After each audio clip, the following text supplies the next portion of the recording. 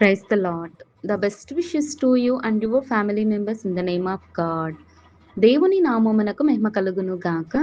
దేవుని నామం పేరిట మీకును మీ కుటుంబ సభ్యులకును శుభాభివందనములు. ఈరోజు దేవుని వాగ్దానం. Today God's promise.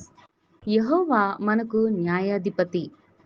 యెషయా గ్రంథం 33వ అధ్యాయం 22వ వచనం. For the Lord is our judge. The book of Isaiah chapter 33 verses 22. క్రీస్తునందున్న ప్రియమైన సహోదరి సహోదరులారా, ఈ శ్రేష్టమైన ఉదయకాలంలో దేవుడు నీతో నాతో మరి మనందరితో కూడా మాట్లాడుతున్నాడు. చూడండి, యెహోవా మనకు న్యాయాధిపతి అయి ఉన్నాడని దేవుని యొక్క వాక్యం మనకు బోధిస్తుంది. మరి ప్రవక్త అయినటువంటి యెషయా గారు దేవుని వాక్యమును గురించి బోధిస్తున్నాడు. ఆయనే మనకు న్యాయ తీర్పులను తీర్చే దేవుడై ఉన్నాడు. ఆయన ఈ లోకములో జరుగుచున్న ప్రతి ఒక్క మనుషుని యొక్క కార్యమును బట్టి దేవుడు తీర్పు తీర్చడానికై అత్యున్నత సింహాసనుడి మీద ఆసీనుడైనటువంటి దేవుడు ప్రతి ఒక్కరి పట్ల తీర్పును తీర్చగలిగిన న్యాయాధిపతి అయి ఉన్నాడని ఈ వాక్యం సెలవిస్తుంది. మరి ఈ లోకంలో జరుగుచున్నటువంటి అన్యాయము, అక్రమము, మరి చెడు వ్యసనములు కలిగిన వారు, పాపము చేసేవారు, నీతిగా ఏమి యథార్థంగా జీవించేవారేమి, ప్రతి ఒక్కరికి తప్పకుండా దేవుడు న్యాయమును తీర్పును తీరుస్తాడు. ఆయన మనకు అధిపతి అయి ఉన్నాడు. ఆయన మనలను సృజించుకున్నాడు.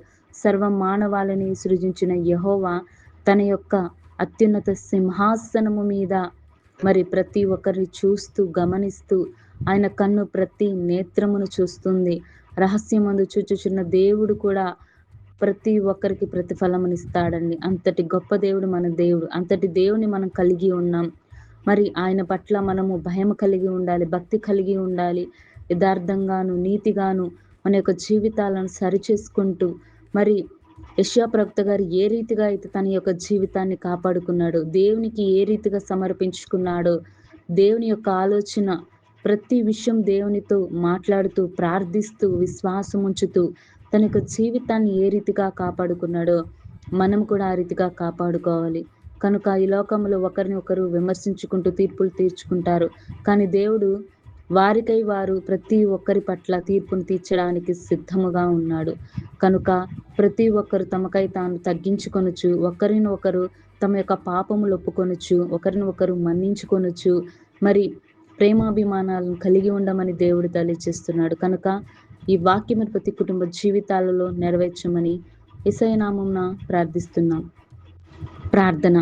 మహాపరిశుద్ధుడైన మా ప్రియ పరలోకపు తండ్రి, నీకెన్నో వందనములు, స్తోత్రములు. తండ్రి, నీవు మాకు న్యాయాధిపతి అయి ఉన్నావు.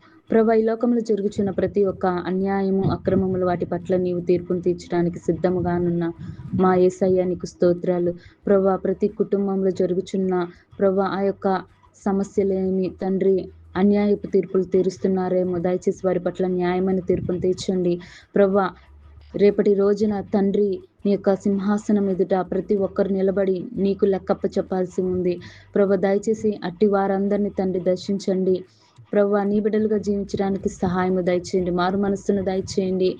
ప్రభా, యెషయా గారు ఏ రీతిగా తన జీవితాన్ని మీకు సమర్పించుకొని ప్రభా నీ అడుగు జాడల్లో నడుచుకున్నాడో, నీ వాక్యానుసారంగా జీవించాడో, అట్టి కృపా కాపుదల మాకు నీ వాక్యం ఇచ్చిన వారందరికీ దయచేయమని యేసయ్య నామమున వేడుకొంచున్నాం తండ్రి.